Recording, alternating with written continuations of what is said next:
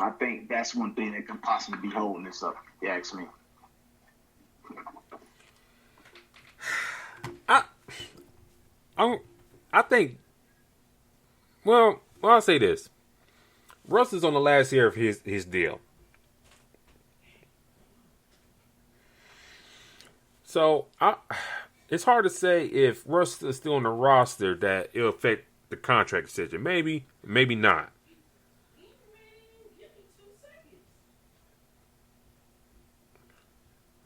So I think it's hard to say. I mean, I know LeBron, he works behind the scenes and whatnot, to get things done. Which one of the things that kind of irks me that he does is sometimes he meddles with things that kind of backfires on him, personnel wise. And I know other people have brought this up in the past, with Cleveland, you kind of look at the situation like, oh, okay, well, man, damn, maybe I got to do everything myself because these folks never did anything worthwhile, and I'm LeBron James. Same thing, well, kind of same thing with the Lakers. I mean, they have done stuff worthwhile, and the history show for it, but you kind of look at things now because you don't know who you got to listen to with the Lakers. You got Rob Pelinka there. Then after that, you got Jeannie Buss. And then some reason or another, she listened to Kurt Rambis and his wife. And then Phil also is in her ear. So you got all those factors going on right there. And Phil and LeBron don't see eye to eye, so that probably don't help things at all. So it's tough to say. But the reason I bring up his son is like he's eligible for 2 years for 90 plus, I think close to almost $100 million. But I think the opportunity to play with his son on his rookie year is going to factor to a lot of things. And as we've seen, D-Lock, for the past, this offseason and last offseason and whatnot, a lot of these teams are valuing these draft picks. And, as we've seen with Utah, OKC, the Nets, Rockets, they value these first round picks. And depending on how the lottery goes, hell, Bronny might be end up playing in OKC, maybe.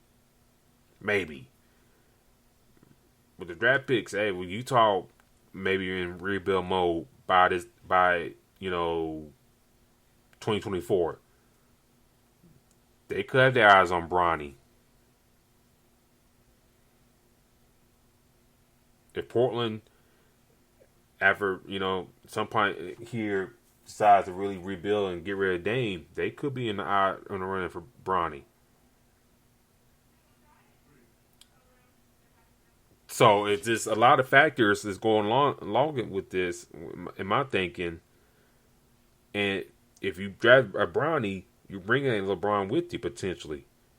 And with the LeBron, that's new expectations. Hell, I ain't throwing the Knicks. They fumbled the bag getting LeBron a couple of times. They might take a chance and draft his son just to get LeBron finally in the fold. But that's a huge possibility. Yeah, I just thought about that. Like, New York fumbled the bag twice on LeBron, and they could have a chance down the line to draft his son. That's amazing. But I think, will he sign it? Because if Russ still there, I don't know. I think he may take the 1+1 option. But, geez. To say if Russ is still there may hinder things. I don't know. We'll see. But I always go back to this point. with the Lakers. There's a good chance LeBron may be gone by 2024 to go play with his son. Russ will be gone. His contract will be out the books after this year. You don't got anyone else long term besides Horton Tucker if he pick up his player option, which he probably will. Anthony Davis, let me look up his contract. I think, let's see.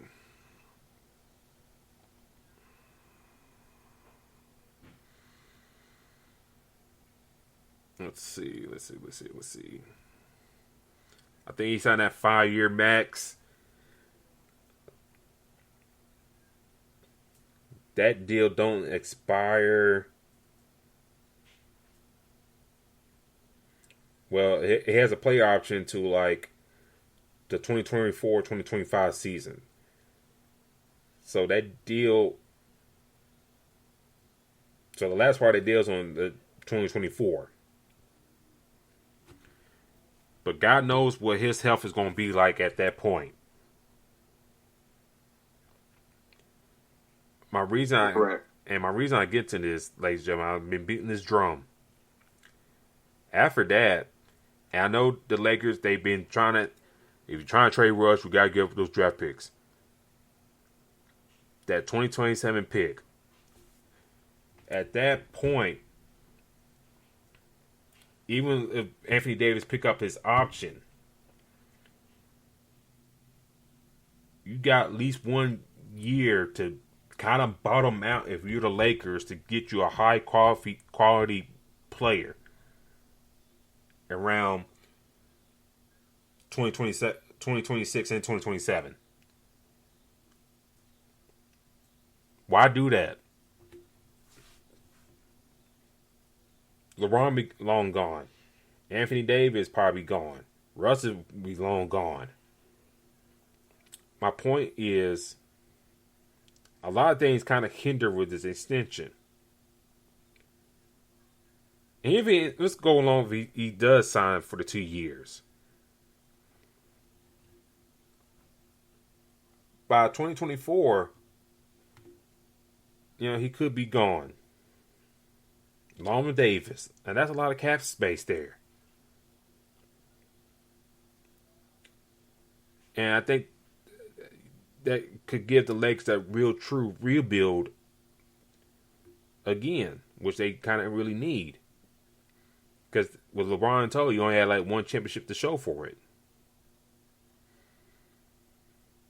So I hope, the deal is right. As a Laker fan, I would like to see this team to bottom out again and kind of rebuild again and get some young players and develop through that way. And I kind of wish the Lakers organization would kind of show patience to see it through. I don't think, I don't think Rob Pelinka is that type of GM. I would like to have in the fold for that. But, a lot of factors got to go in to see this thing through. And this extension could shape the team future for the immediate future and the long term. But, time will tell, what's going to happen. We'll see. A lot of things got to happen, and we'll see how things go. I mean, there's a lot that could happen, but we are talking about an aging LeBron. So, he's not in it just to stats. He's in it to win and win titles. So to be able to do it is something that he's wanting to be able to do. And the Lakers have to show that they're willing to be able to make the effort to do that. So it's going to be very interesting to see if he's on the move. But like I said, you have teams like a LeBron, like the OKC, Utah, to have all these picks that could be picking fairly high. when Bronny is available, and I can see LeBron possibly being there for a year as well.